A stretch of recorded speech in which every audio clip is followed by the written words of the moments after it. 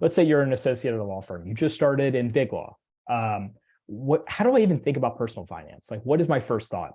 Yeah, it's basically the first step in anything you want to approach that requires, daily or not daily, but consistent monitoring. And the goal here is therefore to get organized, right? Sure. General organization is usually that first step. And with personal finance, it is no different. So the best place I like to start is by getting in control. So that Sure. organization piece, what are we getting organized around?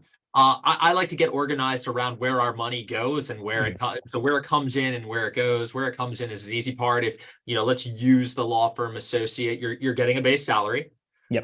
You may get a bonus depending on the firm, and you're not going to include whatever that bonus may be for the purpose of getting organized. We're going to treat that as Sure. found money when it comes in, but you got your base salary. So money in easy, money out.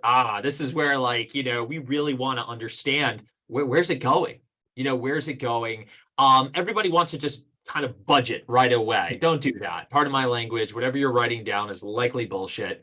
Um, we want real data. We want to base our budget. So two sides to the coin, cash flow Mhm. and then budgeting around cash flow. So go get 12 months of your expenses. This is typically your credit card or Mhm. cards, your checking account, and go get your pay stub because that's going to have Sure. those pre-tax and after-tax deductions that go for your healthcare premiums and expenses that are reoccurring right off of the paycheck. Those three sources, right? And I say 12 months, you're like, oh, dog, do I really have to go dig up Please. 12 So months? Yes, much. you do.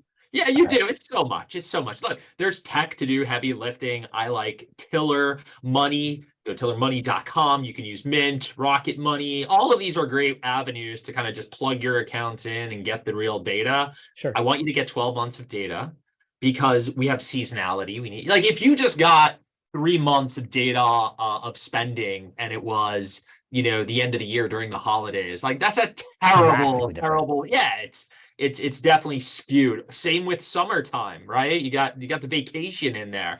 We need to smooth out those things. So a good 12 months is there, and you only need to do this so often and get in the habit of doing it. So get those expenses, start to organize them and categorize them broadly, and then take a look at where your money is going. You might say to yourself, like, do I really need to go out for that fourth meal? And I'm not talking about Taco Bell. I will not object to you going out and getting Good. Taco I was Bell. about to say, we're going to stop this whole thing. Like, Yeah, come on, this is dude. go right Can't now. do this. Cheesy gordita crunch all day. Goodbye. What we really need to do is understand what our behavior is doing, right? Because once we understand where our money is going, we can do the corollary, which is how can we consistently save? And when I say save, I mean cash, or invest. And when I say invest, I mean Sure. assets. And this is it, guys. This is, like, we always joke in wealth management, 70 to 90% of all of personal finance is balancing spending and what that lifestyle is against the consistent savings and investment that you need to make to actually achieve your goals.